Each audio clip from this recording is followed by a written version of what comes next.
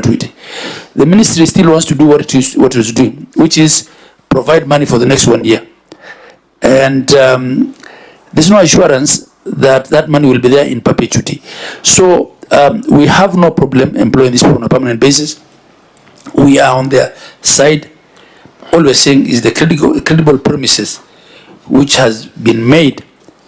And why do you say this? Because in the past, there were also agreements that we entered in with the Ministry of Health on CBS, which monies didn't come. Yeah, but yeah. Governor, just before I leave chair, money is money. Yeah, money is money. The Senate has fought for an additional 13 billion, is it? Yeah. For this financial year. Why don't you use that one? And the Senate will still be there. Yeah. In fact, if we had gotten the 454 that we were promised, 450 we were promised by UDA, it would have been different. But unfortunately, Governor, money is money. If we have given you an extra 13 billion, you should just say government. The UDA order. It's a broad-based government, isn't it so, Governor? Yeah, because Governor, it's a broad-based government. No, and that does not. Let's stop defining government. Let's go back to but Chair, you are a member of a broad-based government. Chair, my support for broad-based government does not preclude my ability to disagree with them on certain things. So on this one, we've been given the money for 1 year. We'll keep them for 1 year. You want us to keep them in perpetuity?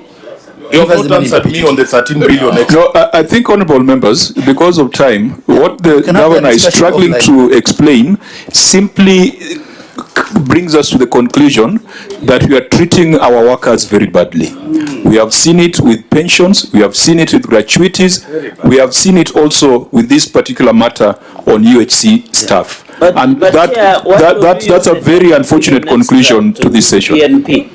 We have had 13 billion from 415 billion to 428 billion. Why do they use this 13 billion? Nandi is getting almost 300 million additional from last year. Why don't they do PNP? Because this obsession of ring-fencing and yet you can allocate budgets is a problem. But Senator Ambu, I know you have a statement, so make it short. I want to go and make some statement on the floor. But you see, Chair, that conversation, Governor, needs to happen.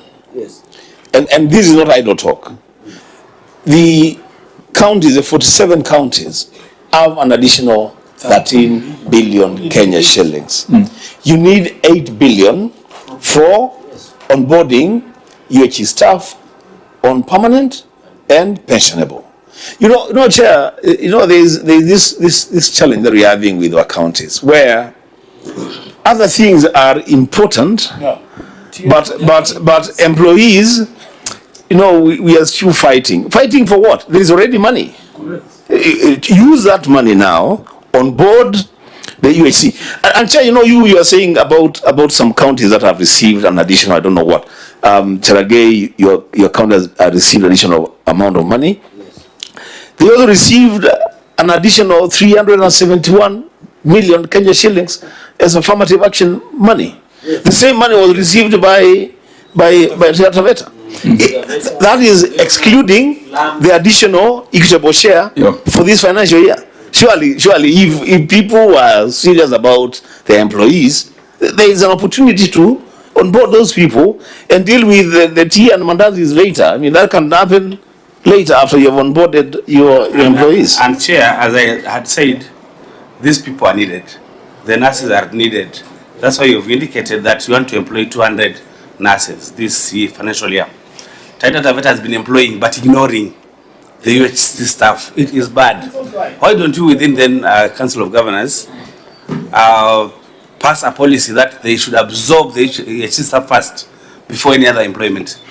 In fact, members, our failure as a Senate is that we are not very robust when it comes to budget implementation review.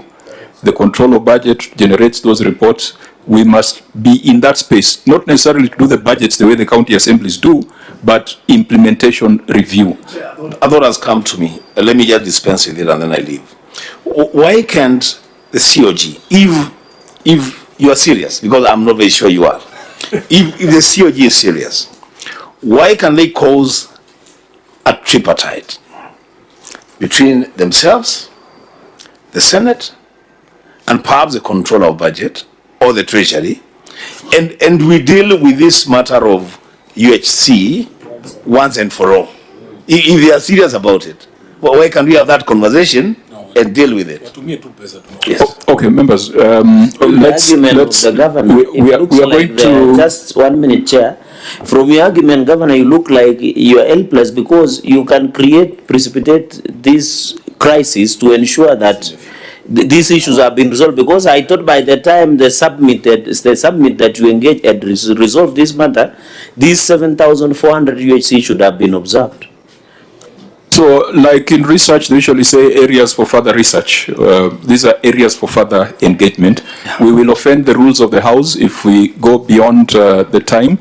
And so we will pause at this point. The issues that have not been addressed, we'll consider whether the written responses are adequate or if there is need for another meeting. I'll allow the governor to make his closing remarks, and then the senators, if any, if there's need for closing remarks. Governor. Thank you very much, Chair. Chair, I am ready for that tripartite discussion. It can be done even through the Health Committee of Senate, because as I said, there was a credible promise that this will be factored in the equitable share for perpetuity. And as to the increase, every county is in its own situation. But it's a conversation we're willing to have. If the intention was to have this money in perpetuity, it shouldn't really be an issue to increase equitable share for this year and to ensure that it's a base for next year.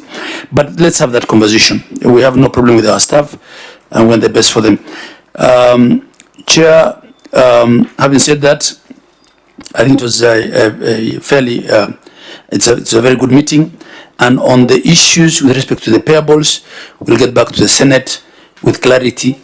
In spite of everything that we've said about whether money that has been released once can be released again, because as I want to make it on record that whatever we're talking about as historical all relates to money that has already been released by the controller. And as for the other items that we weren't able to cover, whatever other further information and explanations that you require, we are ready. On a last note, Chair, I just want to assure you that if we are a non-going concern, it's not because of what I'm doing, it's because of what have happened, and it wouldn't be a non-going concern, as my brother Serta Cherge always calls me, on my watch. That's on a light note. The Senator, you don't have to respond. You know, the minute you mention Cherarge's name, he will demand a right of reply.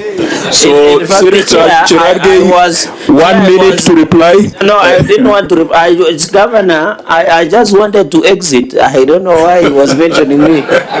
So now you have the mic, just 1 minute, and then yes, I'll donate my time to Senator Nairobi for the closing remarks. I hope not injection. So, Chair, maybe what I can say is that I request that we have a further meeting.